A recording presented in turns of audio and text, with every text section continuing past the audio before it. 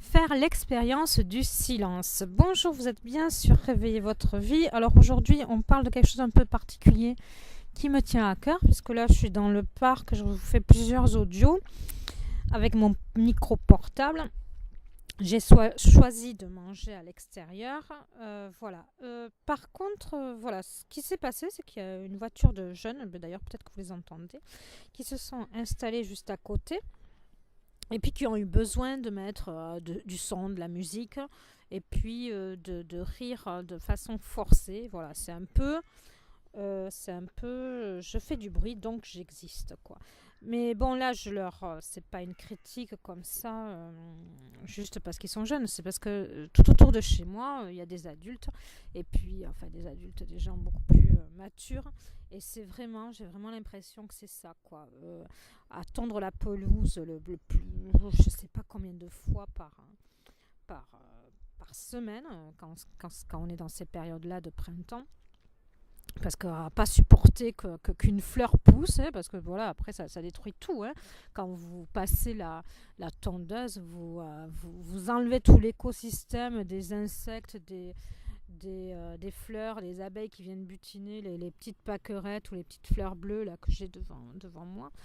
Et voilà, il y a un juste milieu à avoir, quoi. Il ne faut pas laisser forcément le côté sauvage, mais où on peut laisser un côté un peu sauvage et puis tendre une autre partie. Enfin, bon.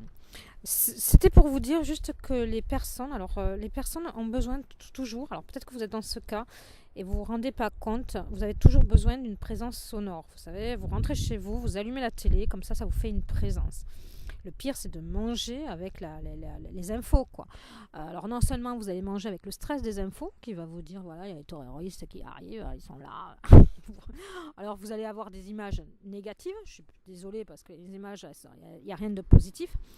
Et le pire, c'est que les gens, c'est que les personnes, c'est prouvé statistiquement, si on vous met ça à l'heure du repas, etc., c'est pour vous capter votre attention, et on sait très bien que capter l'attention des gens, pour mieux les manipuler, il faut parler de tout ce qui ne va pas, et comme ça ils ont peur d'être à la rue, et puis ne pas s'investir dans leur propre projet et devenir des personnes autonomes.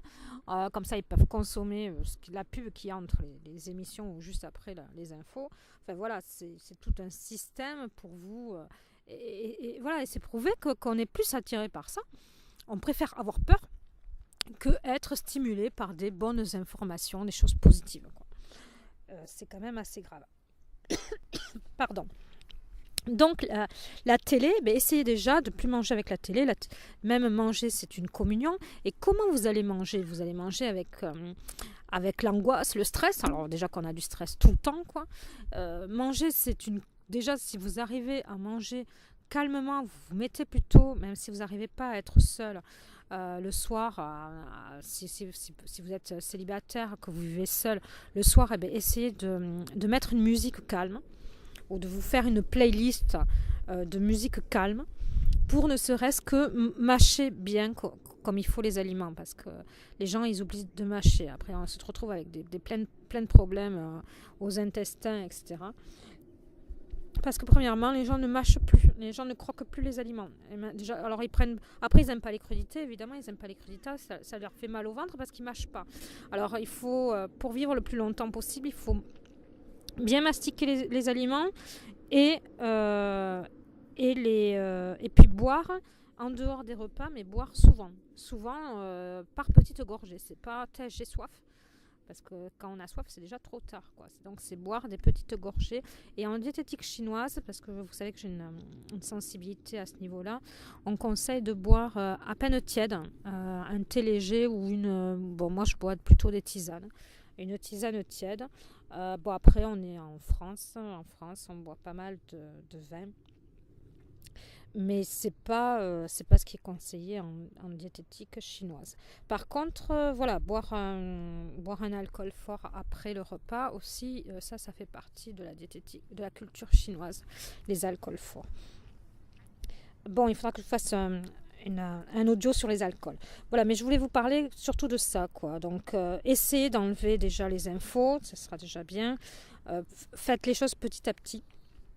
Alors, le pire, c'est quand j'arrive chez quelqu'un. La dernière fois, je suis allée chez un ami.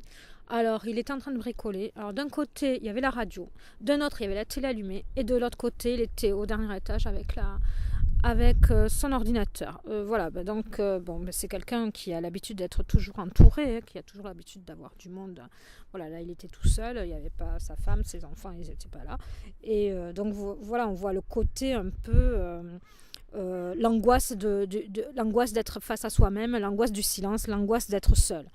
Alors ça aussi, ça se travaille parce que c'est quand on est seul, c'est en s'intériorisant, c'est par... alors j'aime bien l'image de la chrysalide, vous savez la chenille quand elle forme une chrysalide et qu'elle va se transformer en papillon.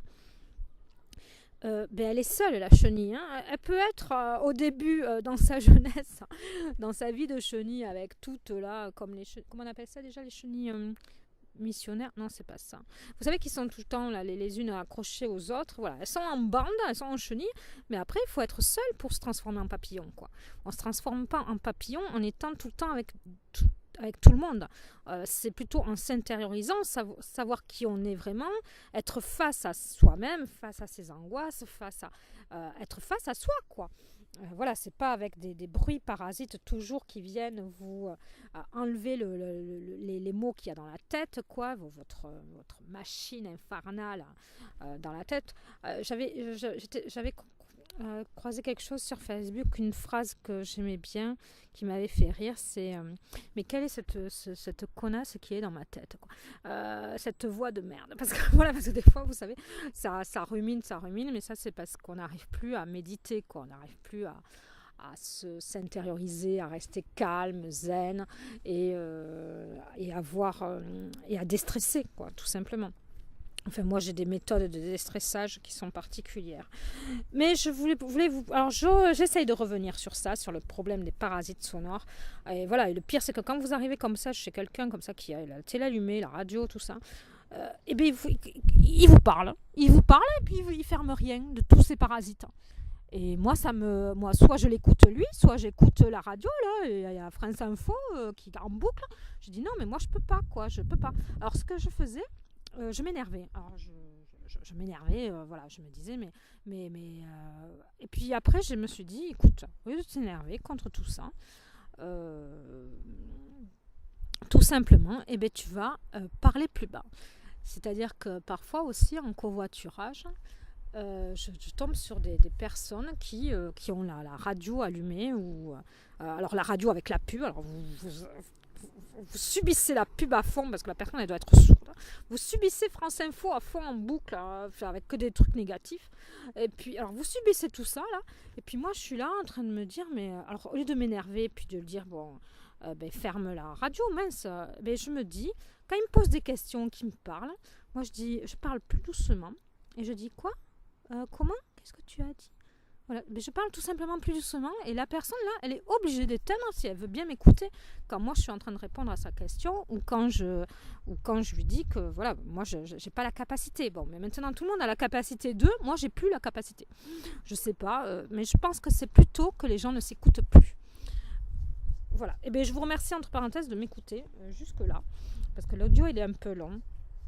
Donc après quelque chose que j'ai fait aussi comme expérience, alors on va dire que c'est une expérience spirituelle, c'est essayer un dimanche, donc je sais que les gens, tout le monde ne peut pas le faire, surtout si vous avez des enfants, etc.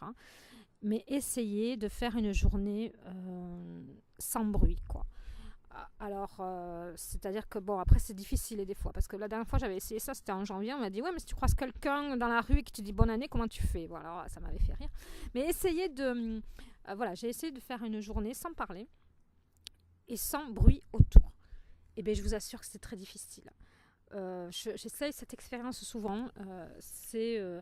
Alors mon premier réflexe c'est de mettre de la musique. Et puis c'est même pas ça, c'est que j'ai tellement l'habitude de mettre de la musique pour faire ma gym, etc. De me dire non, tu vas faire ta gym sans musique. Ce matin, tu l'as fait sans musique. et bien j'entends de la musique dans ma tête, quoi. Et je me dis, ah, mais j'aimerais bien écouter ça. Et puis surtout que maintenant, on est dans une époque, si on a une chanson dans la tête et qu'on a envie de l'écouter, bon, c'est vite fait d'ouvrir Internet et puis de mettre la musique qu'on a envie d'écouter et on l'écoute. Et on n'est plus avec soi-même, on est avec autre chose, quoi. Donc essayez le plus possible, essayez cette expérience si vous pouvez, même si vous ne pouvez pas la faire toute la journée. Et puis vous verrez, alors ce qui a été très, très particulier pour moi, c'est que j'ai pris conscience des choses que je faisais et j'ai mieux travaillé mon instant présent. Vous savez, il y a des livres avec des techniques pour être dans l'instant présent, etc. Et quand j'épluchais ma carotte, j'étais avec ma carotte. Voilà, j'étais pas ailleurs. J'étais avec ma carotte, en train d'éplucher ma carotte.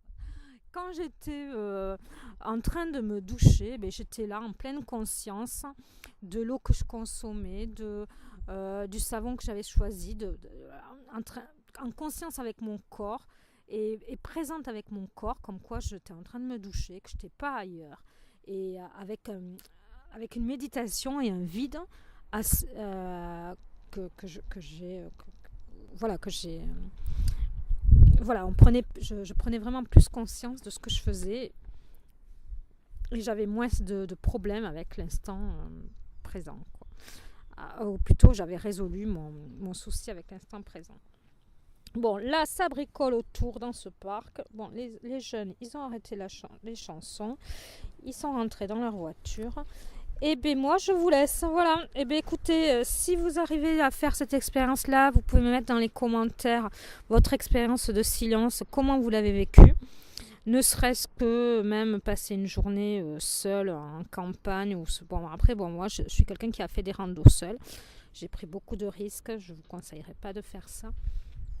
Parce qu'il ne faut pas le faire, mais même si vous faites des randos avec des gens, essayez de pas toujours discuter avec, essayez de marcher, de prendre conscience de votre corps qui marche, qui respire. Soyez en communion avec la nature et puis on est en conscience de son rythme, on pense à sa respiration et c'est une puissante méditation de rester dans le silence le plus possible. Allez, je vous laisse dans le silence, allez, éteignez tout. Au revoir et à bientôt sur Réveillez votre vie. Prenez soin de vous, merci de mettre un j'aime.